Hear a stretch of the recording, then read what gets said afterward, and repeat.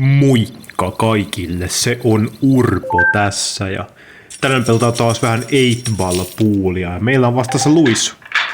Ja Luis rikkoo pakan. Ja meni pallo pussiin, joten se on Luisin vuoro.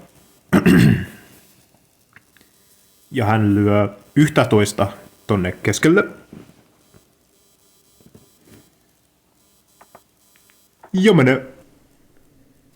Sitten hän lyö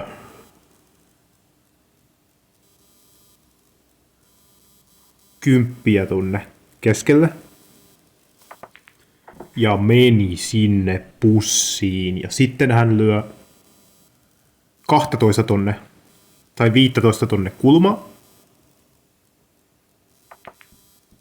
Ja meni sinne pussiin. Ja sitten hän lyö 14 tai 12 keskelle. 12 keskelle.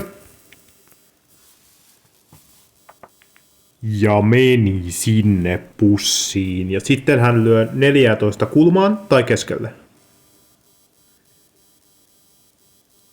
Kulmaan hän yrittää. Ja meni sinne pussiin, mutta toi vitu idiootti löi 8, joten kiitos kun katsotte tämän pelin ja se olisi sitten moikka.